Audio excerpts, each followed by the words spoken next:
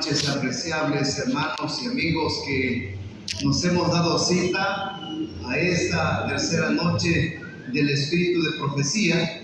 Quiero invitarlos para que juntos podamos inclinar nuestro rostro para ir al estudio de la palabra de Dios. Vamos a orar.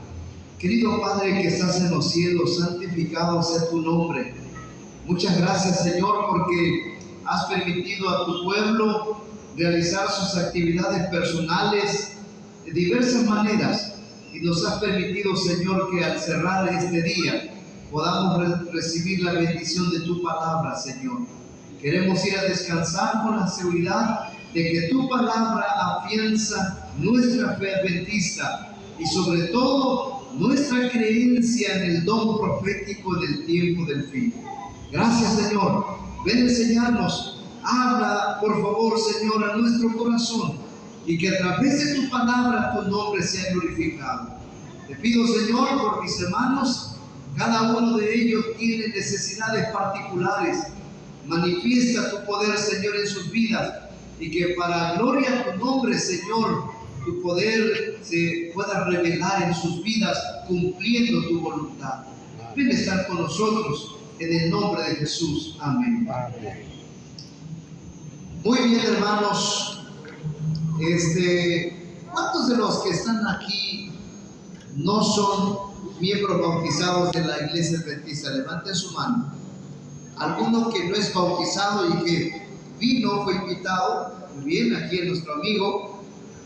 Muy bien, vamos a dar la bienvenida a nuestro amigo levantando nuestras manos. Muy bien, bienvenido mi hermano, qué gusto que esté con nosotros. ¿Hay alguien más que no es bautizado o bautizada que está con nosotros? Muy bien, aquí nuestro amigo joven. Saludamos, hermanos. ¿Hay alguien más que no es bautizado o bautizada? Muy bien, aquí la muchacha también. Saludamos, hermanos, igual. Gracias, Dios les bendiga. Muy bien, de ahí pues todos son bautizados. Levanten su mano los que son miembros bautizados de la iglesia. Muy bien. El que no lo levanta significa que entonces necesitamos bautizarlo, ¿verdad? Muy bien. Vamos a comenzar entonces con este tema, hermanos. El tema tiene que ver con un estudio bastante interesante y el mensaje de esta noche lleva por título el fin del tiempo de la ¿qué? De la gracia. Yo pregunto, hermanos, ¿cuándo terminará el tiempo de gracia? ¿Cuándo terminará el tiempo de gracia? Bueno, nosotros podemos definir que el tiempo de gracia, en primer lugar, de manera personal, termina cuando la persona, hermanos, cesa de su ¿qué?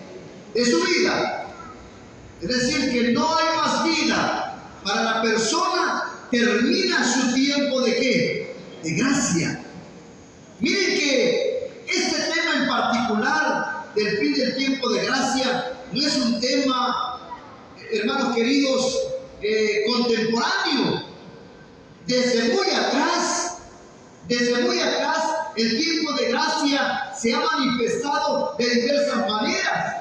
Por ejemplo, de una forma tan exclusiva es cuando Adán y Eva cometieron ¿qué? Pecado. El Señor los buscó y Génesis 3:9 dice: ¿dónde estás qué? Tú. Él empezó a buscarlos, no para condenarlos, sino para ayudarlos a regresar al camino que habían en un momento iniciado. Otro ejemplo en la Biblia de tiempo de gracia, podemos referirnos a Génesis capítulo 6. Observan que desde el principio de la Biblia ya está en juego el papel del tiempo de gracia. Ustedes observan, hermanos queridos, que cuando Noé entró al arca, dice, hermanos, el espíritu de profecía, que la puerta del arca fue cerrada ¿por quién, hermanos? Por un ángel. Y por más que el grito exclamado de abrir la puerta, hermanos, pareciera ser ignorado de misericordia de Dios es que el tiempo ya había terminado. Vamos a dirigirnos un poquito más. Incluso Génesis aborda mucho el tiempo de gracia. Vamos a acercarnos a Génesis capítulo 13, 14 y 18. No lo abra, solo estoy dando una referencia. Mire, por ejemplo, está el tiempo de gracia para Sodoma y Gomorra.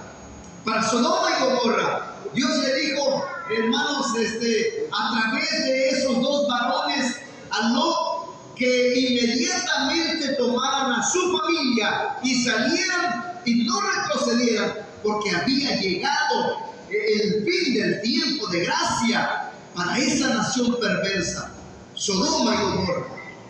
Pero saben, hermanos, que también debemos preguntarnos, ¿el fin del tiempo de gracia se ha de manifestar en nuestros días? ¿Ha de tener su culminación? ¿Saben que de 2000 hacia atrás muchos científicos no especulaban teorías acerca de que este mundo tendría su final? Pero del 2000 para acá, las teorías científicas entonces están manifestando que en realidad sí va a haber una culminación. Por eso de repente sale un documental diciendo en el año 20.050 la tierra se va a secar porque habrá mucha calor y entonces ahí terminará. Entonces los científicos empiezan a establecer teorías tratando de evidenciar que este mundo sí tiene su fin. Pero nosotros ya lo conocemos, nosotros ya sabemos, no estamos ciegos con respecto a los eventos que van a culminar la historia de este mundo. No, nadie. Hay tantas evidencias en las Sagradas Escrituras y en el don profético establecido por la hermana Helena G. de White.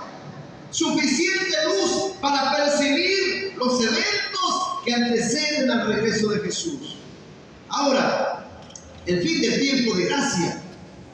Yo quiero abordar este tema, hermanos. Les voy a decir por qué. Puede ser que me equivoque, pero la iglesia que aborda este tema del fin del tiempo de gracia con mayor relevancia es la iglesia adventista. Amén. Usted pregúntele a un evangélico si conoce del fin del tiempo de gracia. No. Los movimientos cristianos termina su doctrina solo en la cruz y hasta ahí. Es decir, un tema como tal del fin del tiempo de gracia es un tema relevante, hermanos, para la iglesia adventista. Por ejemplo, ese tema está ligado al tema del juicio. Al tema del juicio. Y si hay una iglesia que hace relevante el tema del juicio, es la iglesia adventista del séptimo día. Y les voy a decir por qué.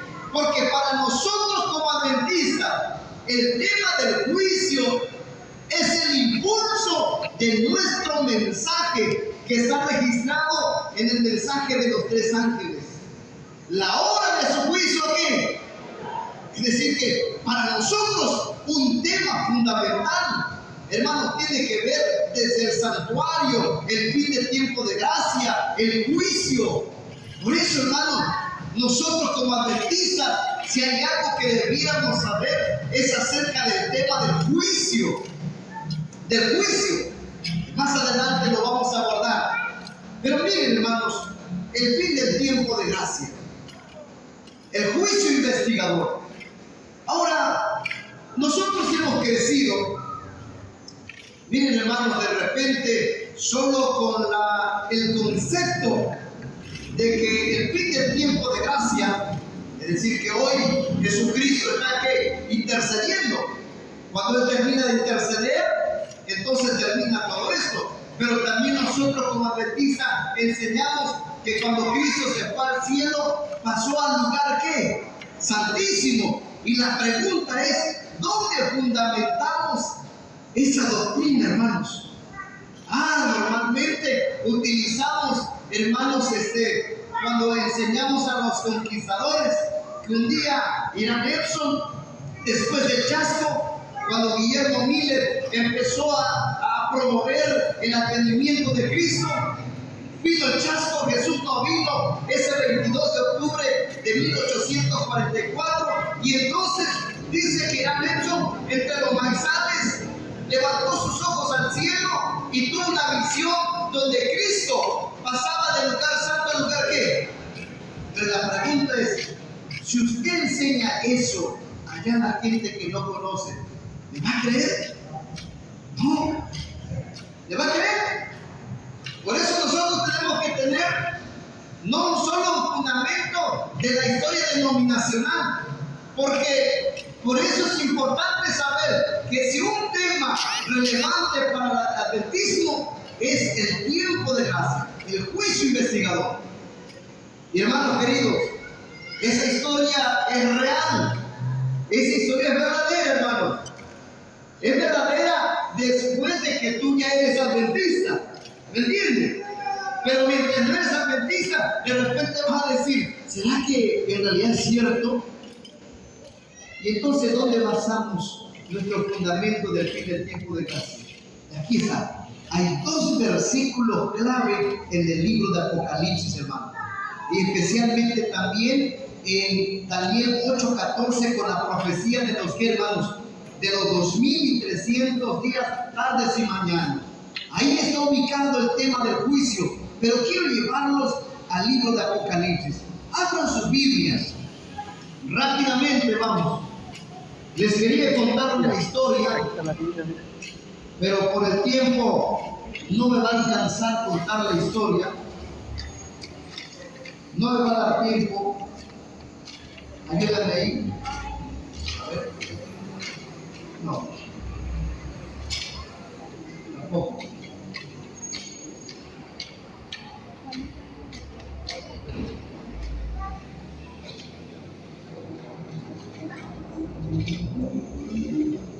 Muy bien, déjenme a pasar ahí, ¿está bien?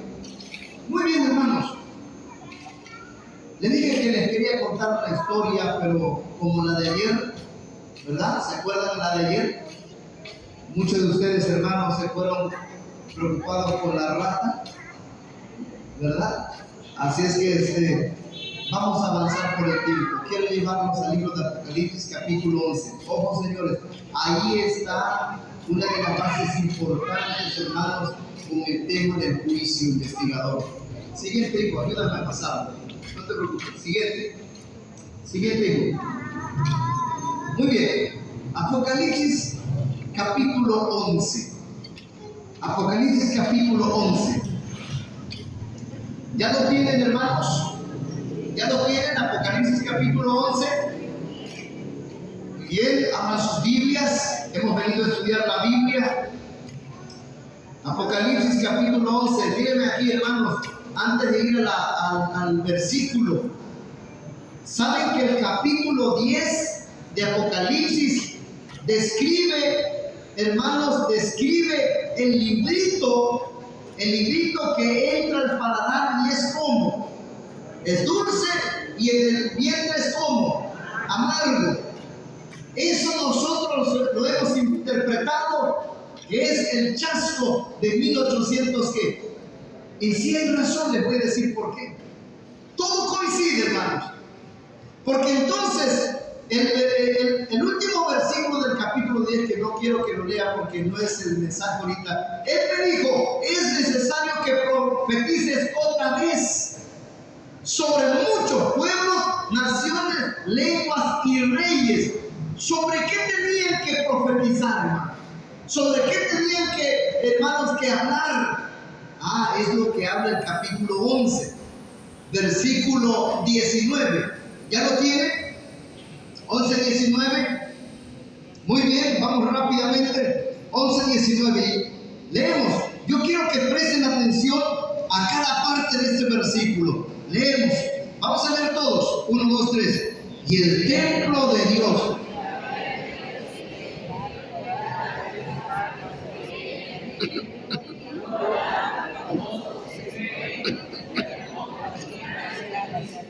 Hermanos, ¿qué fue abierto en el cielo? Díganme, ¿qué fue abierto en el cielo? A ver, léalo bien, hermanos. ¿Qué fue abierto en el cielo? ¿Vale? El templo. Entonces significa que en el cielo hay un templo. ¿Sí? Hermanos, hay personas que de repente, este es un pequeño comercial, dicen que incluso no hay templo en el cielo. No habrá templo en el cielo, hermanos, después de la nueva Jerusalén descienda. Porque dice que Cristo será nuestro, ¿qué, hermanos? Nuestro templo.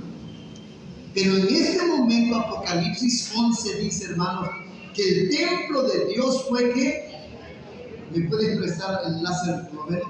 El templo de Dios fue que, hermanos, abierto. ¿En dónde, hermanos?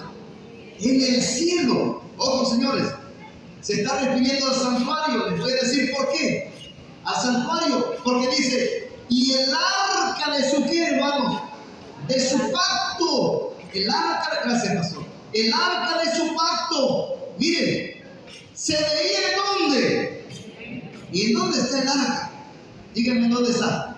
El arca del pacto. Es decir, que el santuario está constituido así. Está el atrio, afuera, en el atrio mismo hay elementos como el altar de ¿qué, hermanos? De los sacrificios. ¿Qué más hay? La fuente, es decir, el lavacro. Y entramos entonces al lugar santo. ¿Qué elementos hay en el lugar santo? Hay tres: los panes de la proposición, los candelabros, y más cerca del velo, para pasar al lugar santísimo, está el altar de ¿qué? El incienso. Y entonces nos vamos adentro al lugar santísimo. ¿Qué hay en el lugar santísimo? Ah, el arca del pacto. Aquí está. Dice, y el templo de Dios fue abierto en el cielo, y el arca de su pacto se veía en el templo. Hermanos, por eso nosotros sabemos que después del capítulo 10, que fue el chasco, el templo se fue abierto. El arca del pacto empezó aquí, hermanos, a funcionar. ¿Por qué? Porque en el arca del pacto solo se entraba una sola vez. ¿Cada cuánto? Cada año. ¿Quién entraba? ¿El sacerdote? No, el sumo sacerdote. ¿Y quién es el sumo sacerdote, hermano? ¿Quién representa? Jesucristo. Por eso nosotros como adventistas no solo dependemos de la historia denominacional. Esta es una evidencia de que después de que sucede esa noticia amarga, Dios le dice, es necesario que profetices de nuevo. ¿A quién le dice? A la iglesia remanente que surgió de 1844. Le dice, es necesario que profetices de nuevo a todas las naciones, tribus, lenguas y pueblos. ¿Y qué voy a profetizar? ¿Y qué voy a predicar? Porque si hay alguien que tiene el ministerio profético, es la iglesia remanente que surgió de 1844 hasta nuestros días. Ese es el mensaje. Es más, ese es uno de los mensajes que tiene el corazón adventista. Ah, miren, se veía el arca, y para ver si realmente estaba funcionando, miren lo que sucede. Dice, ¿y hubo qué? Lámpagos. ¿Qué más? ¿Qué más? ¿Qué más? Ah, significa que hay que esa parte del arca del pacto está activo. Está activo. Significa que está en acción. En otras palabras, allí comienza el ministerio sumo sacerdotal de Cristo, como nosotros le llamamos el juicio ¿qué? Investigador, o mejor dicho, el juicio preadvenimiento. El juicio, de paso, hermano, tiene tres fases. La primera fase es el juicio preadvenimiento o el juicio investigador. La segunda fase es el juicio milenario. Y la tercera fase es el juicio postmilenario. Esas son las tres fases del juicio. El juicio que estamos llevando a cabo ahora, que el Señor, hermanos, está desarrollando, está activo, es el juicio preadvenimiento o el juicio investigador. Pero saben, que este juicio no es punitivo. Este juicio, hermanos, es investigador. Y me llama la atención, les voy a decir por qué. Miren, cuando uno hace un poquito de exégesis en la Biblia, en Apocalipsis, esto solo es un comercial, en Apocalipsis 14 dice, temed a Dios y dadle ¿qué? Porque la ¿qué? ¿Por qué le puso la hora? ¿Por qué le puso la hora? Pudo haber dicho, porque el juicio ha llegado. Sí. Sí. ¿Qué es el concepto de punitivo, hermanos? Es de que no hay oportunidad más. El juicio punitivo es el que se le otorgó a Sodoma y Gomorra. Una destrucción total, hermano. Ya no hubo misericordia. Ese es un juicio punitivo. Ya no hay oportunidad. En otras palabras, el juicio, gracias. El juicio punitivo tiene que ver que es un juicio de destrucción, de la ira de Dios, del fuego de azufre. No hay más oportunidad. Gracias. Pero el juicio, hermanos, del cual el Señor está encerrando aquí, es un juicio investigador y coincide. ¿Por qué investigador? Porque dice, temed a Dios y darle gloria, porque la hora de su juicio ha llegado. La palabra hora, hermanos, antecede a la palabra juicio, de krinos. Juicio es krinos en griego. Y hora es, hermanos, korá. En griego es korá. ¿Qué significa eso? Significa, hermanos, en otras palabras, que en este momento hay un proceso de tiempo. Hay un proceso de ¿qué, hermano? De tiempo. Por eso dice, porque la hora de su juicio, en otras palabras, te está diciendo, este espacio de tiempo es una oportunidad para estar a cuentas conmigo. Este es un espacio. No solo se trata de que acepto a Jesús, Cristo me perdona en el Calvario, y ahí termina el Evangelio. No, el Evangelio no termina ahí. El Evangelio continúa, porque después de que aceptaste a Cristo, ahora Cristo quiere que tú camines con Él, vivas una vida de santidad con Él. Porque nosotros, aunque no seremos salvos por las obras, pero sí seremos juzgados por las obras. Por eso, hermanos, es importante que entendamos que el juicio investigador comienza después del acto amargo de Apocalipsis 10, y el cielo fue abierto y el arca de su pacto se veía en el templo y se veía funcionando. ¿Noten? Ahí está nuestro fundamento. Es más, les voy a decir, adventistas del séptimo día, es importante que entendamos este mensaje, porque ese es el corazón del mensaje adventista, el juicio, el tiempo de gracia. Aquí comienza. Nosotros tenemos ese mensaje. Por eso puedo ser que me equivoque, pero quiero decirle que si hay un mensaje, hermano, exclusivo que Dios le dio a su pueblo, que le digo, es necesario que profetice de nuevo, es el mensaje de temer a Dios y darle ¿qué? Porque la hora de su ¿qué? De su juicio ¿a qué? Ha llegado. Ese es el mensaje. Hermano querido, y miren cómo coincide. Te voy a dar un repaso rápidamente el libro de Apocalipsis. Es uno de mis libros favoritos, hermanos, y te voy a esquematizar en 5 minutos el libro de Apocalipsis. El capítulo 10 nos habla del inicio del movimiento del remanente. En otras palabras, la iglesia adventista no es una secta ni una religión, es un movimiento, hermanos. Es un movimiento profético. Apréndeselo bien. No es una religión, no es una secta. La iglesia adventista del séptimo día, como prueba del capítulo 10 del libro dulce llamado en el vientre, y es necesario que profetices de nuevo, es un movimiento que dije, hermanos, profético establecido por Dios. Es más, les voy a decir, miren que es coincidente, es un dato, hermano, literario. ¿Saben, hermanos, que en 1840 al 44 se estaba desarrollando una teoría, hermanos, que estaba derribando los escritos de la Biblia? ¿Saben qué teoría? La teoría de Darwin. De 1840 al 44, esa teoría agarró mucha fuerza. Ya existían cientos de religiones, pero nadie se oponía a esa teoría.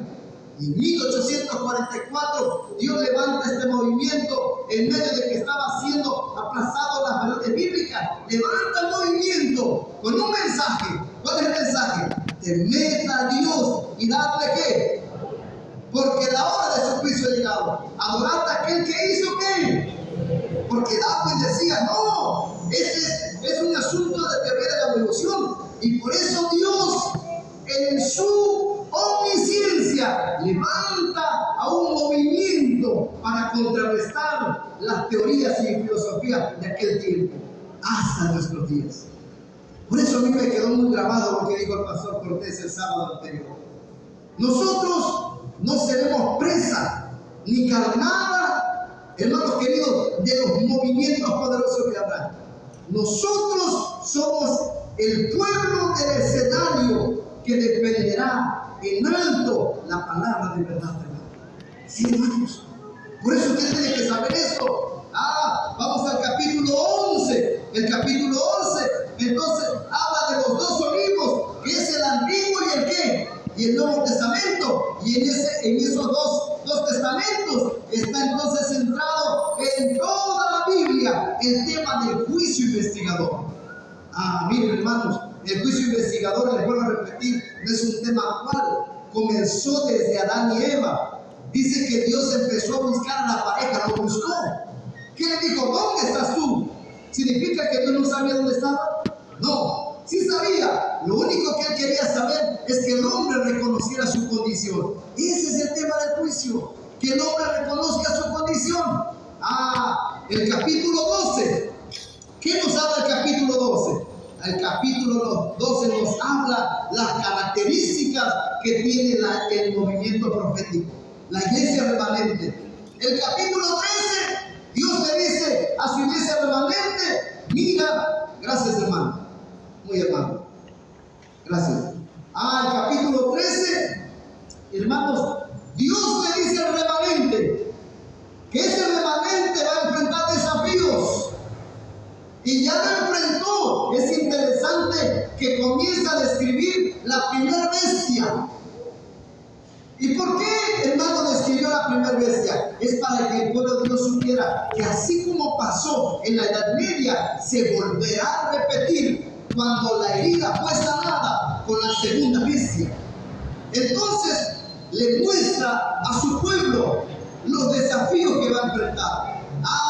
Pero el capítulo 14 del Apocalipsis le muestra el mensaje puro, verdadero, que tiene que proclamar ese remanente.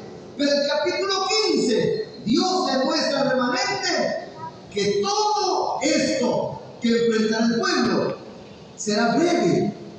Breve, hermanos, por amor a sus escogidos. Muy breve. Hermanos, muy breve. Por eso él dice que aún el tiempo de angustia, que lo vamos a estudiar estos días, hermanos, será tan breve por amor a sus escogidos. Y aquí va, hermanos, cuando termina el tiempo de gracia. Aquí está. Ya les di un repaso del capítulo 10 al capítulo 15. Vayan a sus Biblias, Apocalipsis 15, 8. Abran sus Biblias. No solo lea lo que está en la pantalla, a menos que usted ya no lea la letra de su Biblia. Le doy permiso que lea la pantalla. Pero de ahí, hermanos, Apocalipsis 15, 8. Vamos a ver la Biblia rápidamente. Ahí está la base y el fundamento donde termina el tiempo de gracia. Dice el 15:8, hermanos. Dice, y el templo se llenó ¿de qué? De humo, por la gloria de Dios y por su poder. Y nadie podía entrar en el templo hasta que se hubiesen cumplido las 7 ¿qué? Plagas. ¿Eso qué significa, hermano? Vamos a descifrarlo. Aquí está. Dice, y el templo se llenó ¿de qué, hermanos? De humo. A ver, hermano, yo les pregunto, hermanos, si algún día usted ha tenido un fogón o ha hecho una fogata, hermanos, cuando usted termina de una fogata, ¿qué es lo que queda, hermanos? Pero queda un pequeño, ¿qué, hermanos? Un pequeño humo. ¿Ya? Claro, aparte de la ceniza. Ya la ceniza queda cuando ya no hay nada. El carbón cuando ya se apagó. Pero hermanos, cuando se está apagando el fuego, lo último que va sacando, ¿qué es, hermanos? Un humo. Significa que ya se terminó de asar, hermano, no carne, sino calabacita, hermano. Ya se terminó de asar. Ya quedó. Miren lo que dice, hermanos, la Biblia. Dice, y el templo se llenó de ¿qué, hermanos? De humo por la gloria de Dios. Eso significa que el lugar santísimo donde está el arca del pacto ya no hay más actividad. ¿Por qué más? Porque dice, nadie ya podía, ¿qué, hermanos? Nadie podía, ¿qué? Entrar en el templo. ¿Por qué ya nadie podía entrar en el templo, hermanos? Porque el tiempo se había, ¿qué? ¿Y por qué más? Porque ya empezaron a derramarse las, ¿qué, hermanos? Miren, hermano, les voy a decir, ¿cómo te darás cuenta de que el tiempo de gracia ha terminado? Cuando se desaten las plagas. La pregunta es, ¿las plagas tocarán a los justos? ¿Estás seguro? ¿Las plagas tocarán a los justos? Hermano querido, pero va a decir, pastor, pero ¿cómo me voy a dar cuenta antes? Usted me está diciendo que me voy a dar cuenta cuando se derramen las plagas, que ya terminó el tiempo de gracia. Por eso ¿se acuerdan que yo les dije en la iglesia de las flores, que nosotros tenemos que pasar de aquí, antes de que termine el tiempo de gracia, tenemos que pasar un proceso? Por ejemplo, el zarandeo, hermanos, el tiempo de angustia, los engaños satánicos que vimos anoche. Tenemos que pasar, hermanos, desafíos como la persecución, la ley dominical, la lluvia tardía, el fuerte pregón. Y hermanos, la culminación de esta situación son cuando se derramen las 7 plagas. Pero entonces, previo a eso, ¿qué tiene que suceder? Aquí está. Vamos inmediatamente. Siguiente. Y aquí vamos a ir con mucha velocidad. Con mucha velocidad. Siguiente. Dice, ¿se sabe cuándo terminará el tiempo de gracia? Siguiente.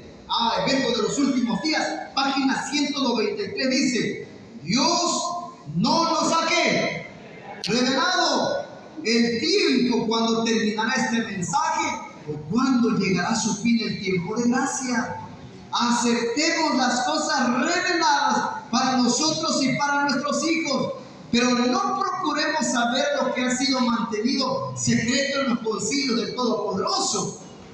Porque incluso hay movimientos que surgieron de aquí del adventismo, y grandes predicadores que hoy no más están con el movimiento profético del remanente, debido a especulaciones donde determinan tiempos. Miren, otro comercial. Las fechas ya no existen y no se determinan después de 1844. Ya no hay más fechas. ¿Saben hasta cuándo terminó las profecías de fechas? 1844.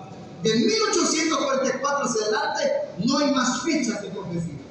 No hay más. Por eso dice la sierva del Señor, Dios no nos ha revelado. Siguiente, pero ¿qué nos dice? Pero me han llegado cartas preguntándome, ¿tengo alguna luz especial en cuanto a la fecha de la terminación del tiempo de gracia? Y contestó que solo tengo este mensaje que dar, que ahora, lean conmigo, lo negrita, que ahora es el tiempo de ¿qué? Mientras que dura el día, pues viene la noche cuando nadie puede ¿qué? Qué bonito que estamos reunidos aquí, hermanos. Pero llegará un día en que no se podrá. ¿Me entienden? Llegará un momento en que no podemos tener acceso a los lugares públicos. Por eso la sierva del Señor dice, aprovechemos el día, porque cuando llegue la noche ya no se va a poder lograr. Y miren lo que sigue a continuación, siguiente. ¿Cómo percibir entonces el fin del tiempo de gracia? Aquí vamos a comenzar. Apocalipsis 13:14. Dice, y engaña a los moradores de la tierra con las señales que se le ha permitido hacer en presencia de la bestia mandando a los moradores de la tierra que le hagan ¿qué? Imagen de la bestia. Aquí está la primera señal, hermanos. Porque las señales de Mateo 24, usted ya las ha leído. Pero eso no es lo más difícil. Lo más difícil es lo que hay en Apocalipsis 12, 13. Allí están las señales. Y esa es una de las primeras señales que dice Apocalipsis 13. Señores, ¿saben que se le ha permitido hacer en presencia de la bestia? ¿Qué dijimos que es la bestia, hermanos? Ayer lo dijimos. Es una persona malvada que está en contra de la ley de ¿quién? De Dios. ¿Ya? La bestia es el papado. Es, hermano, la Roma papal.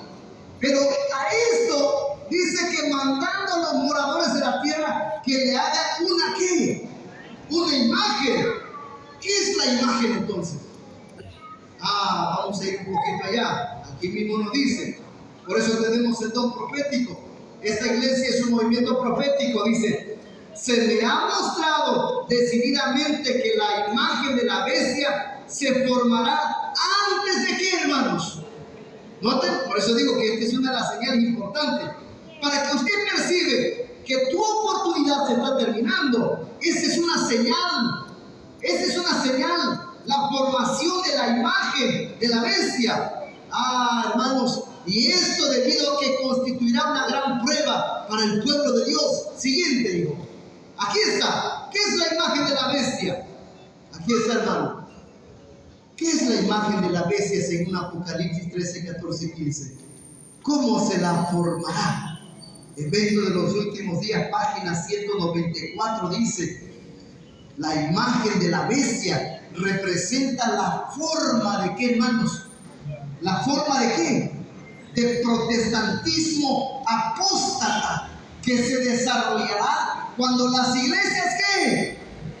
Busquen la ayuda del poder ¿qué? Civil para la imposición de sus ¿qué? De sus dogmas. De sus dogmas. ¿Dónde, hermanos? Aquí está. ¿Qué es la imagen de la bestia, hermano? Es el protestantismo apóstata. En otras palabras, hermanos, es un ecumenismo de todas las iglesias protestantes, liderado, hermanos, por Estados Unidos. Estados Unidos es el país protestante, hermanos, en todo el mundo. Aunque ahora, hermanos, ha permitido ciertas cosas sobre Roma papal, hermanos, para que influyan en sus decisiones, porque eso debe pasar según el conflicto de los siglos. Hermanos queridos, entonces yo quiero decirles que el protestantismo apóstata se va a desarrollar cuando las iglesias protestantes busquen ayuda del poder civil. ¿Para qué, hermanos? Para la imposición de sus dogmas. En otras palabras, hay tantos concilios ecuménicos hoy que se hacen con el propósito de unificar. ¿Y sabe qué se ha dicho? Por ejemplo, en la literatura, hermanos, universal, se dice, hermanos, que hoy las iglesias protestantes declaran lo siguiente: miren, no necesitamos pelearnos. Miren lo que dice: no necesitamos discutir. Simplemente dice: lo que tú haces me puede servir a mí. Lo que yo hago te puede servir a ti. ¿Para qué estamos en disputa? Mejor hagamos un ecumenismo, tal como Jesús lo dijo en San Juan 17. Pero hermanos, hay que saber qué tipo de ecumenismo. Solo hay un tipo de ecumenismo que va a existir, hermanos. Es el ecumenismo, dice, cuando se junten todos los hijos de Dios de todas las naciones, se unirán y será un solo, ¿qué, hermano? Pueblo. Pero no el ecumenismo de Roma papal, ni de protestantismo apóstata. Por eso, hoy esas disputas se terminaron diciendo: mira, tal vez tu forma de adoración me puede servir a mí. Por eso ahora, por ejemplo, existen diversos tipos de clasificación dentro de la Iglesia Universal. Los que todavía creen en los ídolos, que son tradicionalistas, y también los renovados, que ahora pueden ejercer un culto, hermanos, semejante a los evangélicos. Por eso, hermanos, esta clase de protestantismo apóstata es una señal de que el tiempo se está, hermanos, terminando. Sí, hermanos. ¿Y cuál es la segunda prueba? En base a esto, les voy a decir por qué. ¿Saben por qué se está percibiendo esto? Miren, hermanos, en la sociedad se ha creado un estigma religioso. La gente, hermanos, ha determinado hoy en día lo siguiente. Dice, cualquier iglesia tiene la verdad. Todos adoran al mismo que Dios. Así que si vas aquí da igual, si vas aquí da igual. Así es que lo importante es que adoren aquí. Ese es lo que la declaración que ha sido más evidente hoy en las religiones. Pero Mateo dice, el capítulo 7, no todo aquel que me diga que Señor, Señor, entrará en el reino de los cielos, sino el que, ¿qué, hermanos? El que hace la voluntad de mi Padre que está en los cielos. ¿Noten? Porque no se trata de eso. Es más, la existencia de tantas religiones vestido de cristianismo es un plan del enemigo. Está registrado en Isaías capítulo 4, está registrado en Apocalipsis 13. Ahí está registrado en el don profético. Dice que existirá y se desarrollará cuando las iglesias protestantes pidan respaldo del poder civil para respaldar sus dogmas. Por eso, hermanos queridos, nosotros en imponerlas, nosotros tenemos que saber entonces que, hermanos queridos, un judío en un artículo escribió que la existencia de muchas religiones es un plan del enemigo con el propósito de opacar la verdad. Por eso la gente termina diciendo, a cualquier iglesia podemos ir, de todos modos, todos adoran al mismo Dios. Oh, señores, esto no es así. Por eso Mateo no se equivoca en decir, siguiente, aquí va. Dice, número 2, un ángel que regresa de la tierra anuncia que su obra está terminada. El mundo ha sido sometido a la prueba final y todos los que han resultado como, hermanos, fieles a los preceptos divinos han recibido, ¿qué, hermanos? El sello del Dios vivo. ¿Y cuál es el sello del Dios vivo, hermanos? Hermanos, está descrito bajo la unción del Espíritu Santo y con la observancia del séptimo día como día de reposo del Señor. Ese es el sello de Dios vivo. Dice entonces Jesús dejará de interceder en el santuario celestial, levantará sus manos y con gran voz dirá, hecho es. La segunda señal es que han sido sellados los fieles con el sello del Dios vivo. Tercer señal, siguiente. Dice, cuando Jesús deje de interceder por los hombres, los casos de todos estarán decididos para siempre. Siguiente. Dice, este tiempo, ¿qué tenemos que hacer, hermano? Llega finalmente sobre todos en forma repentina, y quienes han descuidado la purificación de sus almas mediante la obediencia a la verdad son encontrados como dormidos. Entonces voy a comentarte algo. ¿Cómo te darás cuenta que tú has sido sellado con el sello de Dios vivo? ¿Cómo, hermanos? Dígame, ¿cómo voy a percibir que si yo fui sellado con el sello de Dios vivo? Hermanos, aquí está, en este pasaje está. Este pasaje revela, hermanos, una gran verdad. Miren lo que dice: quienes han descuidado la purificación de sus ¿qué? ¿Noten? Esa es una evidencia. Hermanos, esa es una evidencia de que estás preparando tu intelecto a la imposición de los dogmas del protestantismo apóstata. Esa es una evidencia. Cuando alguien descuida la purificación de su alma, en otras palabras, cuando alguien está descuidando su relación con Dios, comete error tras error, pecado tras pecado, le pide perdón a Dios, Dios lo perdona, pero vuelve a reincidir. Pregunto, ¿está sucediendo eso? Piénselo usted mismo. ¿Estás reincidiendo en el mismo pecado?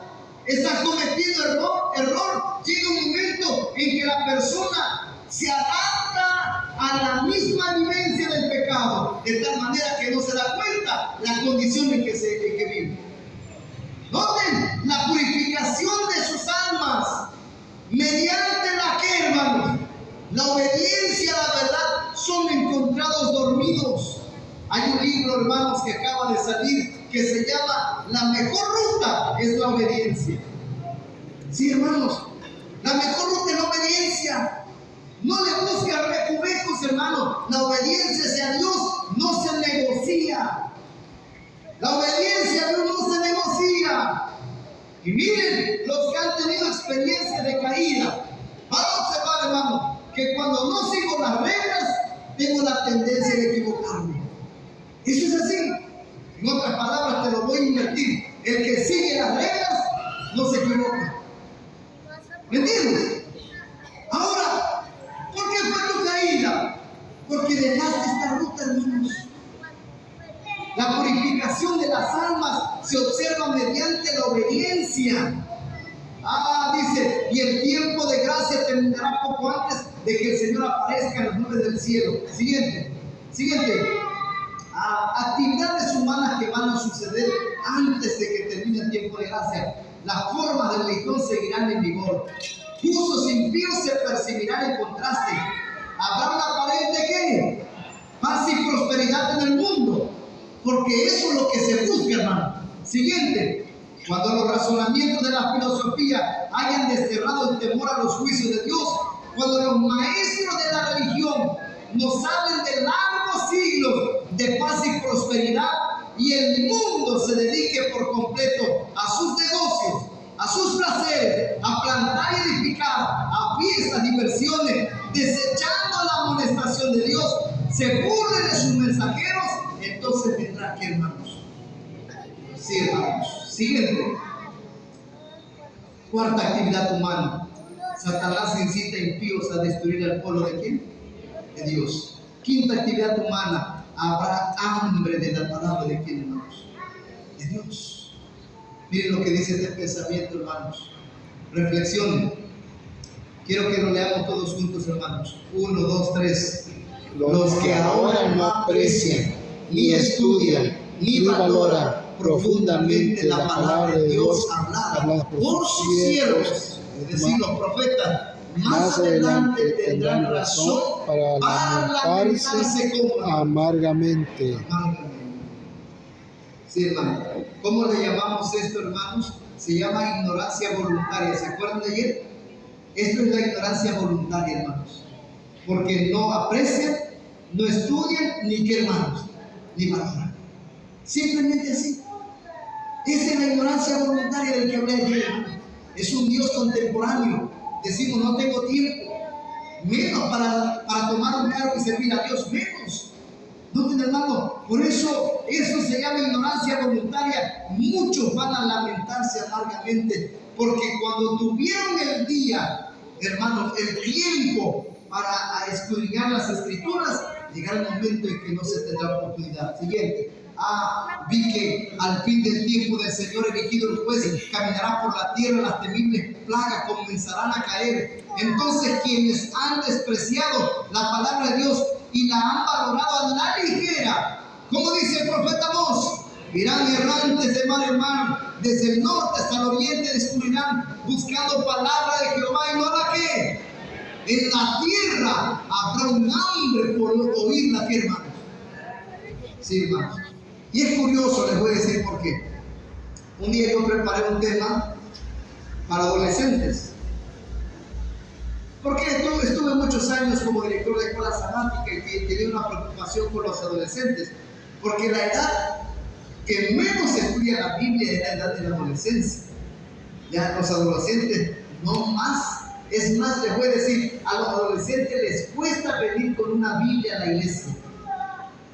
Los jóvenes, los millennials tienen ese desafío. Y miren, investigando un poco acerca del tema del estudio de la Biblia, es interesante que encontré. Dice un dato estadístico: más de la mitad de este mundo padece de hambre. Dice. Miren, ese es un dato estadístico incluso. Dice, pero pareciera ser que el hambre es de pan, de alimento físico, pero dice, no, lo que le falta a este mundo es conocimiento de la palabra de Dios, hermanos. Ese es el hambre que causa, hermanos, la ignorancia voluntaria. El hombre, hermanos, sufre por causa de falta de conocimiento del Dios vivo. Por eso dice el profeta en los libros del Antiguo Testamento: a mi pueblo lo que le faltó, ¿qué, hermanos? Es conocimiento. Se perdió por falta de, ¿qué, hermanos? Dice, y esta es la vida eterna.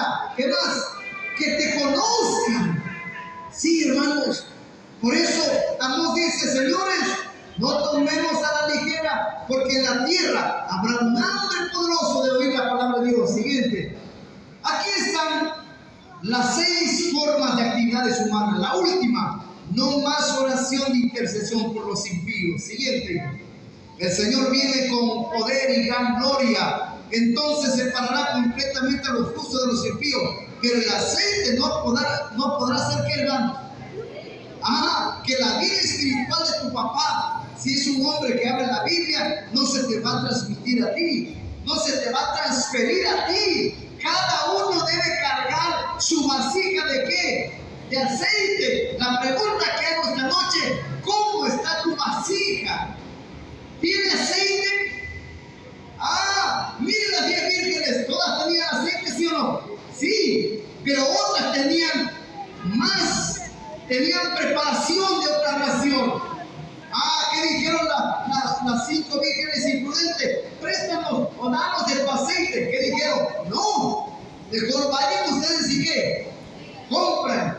¿Y qué significa comprar? Compran la verdad, hermanos. Aliméntense de eso. Por eso es importante que entendamos esto. Siguiente. Otro año de vida se ha hundido en el pasado, hermanos. Y saben, hermanos queridos, yo quiero que pensemos un poquito, escuchen muy bien. Los años que has pasado dentro de la iglesia, hermanos. Mírenme aquí lo que les voy a decir, mírenme aquí. Los años que hemos pasado en la iglesia, hemos visto un crecimiento y un cambio transformacional en nuestra vida. Piense. Porque si no está teniendo un cambio, hermano, tu vida, hace falta aún todavía una experiencia de conversión, hermano. Jesús le dijo a Nicodemo: es necesario que, hermanos, no te estoy diciendo que te tienes que bautizar, no, hermano. Tienes que reflexionar si desde que cuando comenzaste el evangelio, tu vida ha ido en crecimiento como la luz de la ¿qué? De la aurora, dice el proverbio, que va cada día, ¿qué, hermanos? En aumento hasta que el día es ¿qué? Completo. La pregunta es: ¿estás creciendo? ¿O el Señor te encuentra como la higuera estéril que dice, mejor quítalo?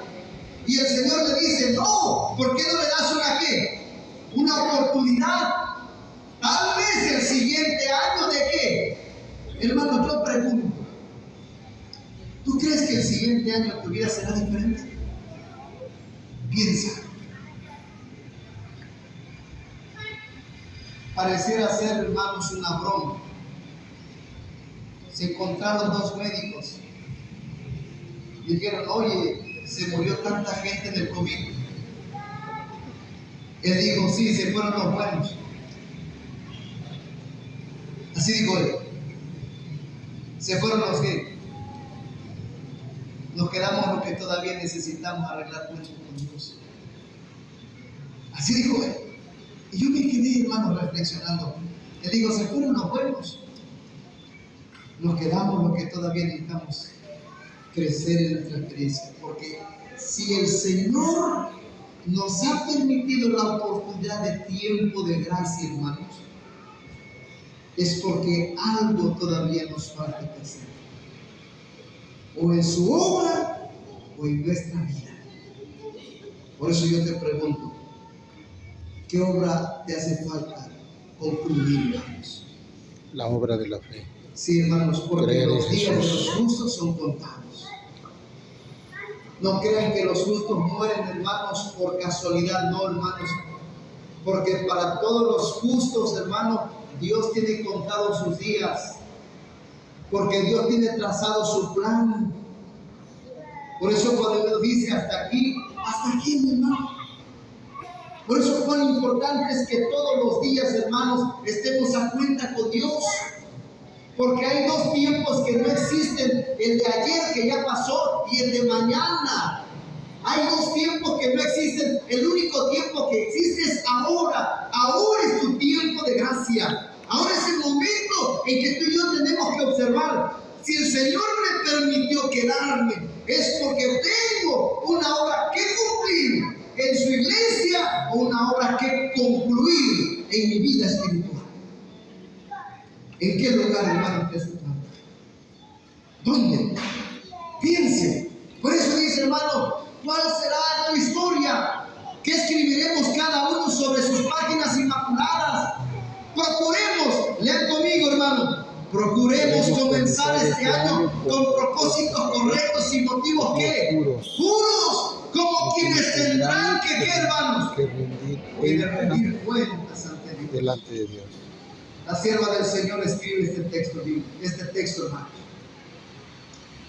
Vivamos, en otra palabra, crezcamos y vivamos como si hoy tenemos que rendir cuentas ante quién, hermanos, ante Dios. Sí, hermanos. Por eso quiero animarles en el nombre del Señor. Que Dios nos ayude, hermanos.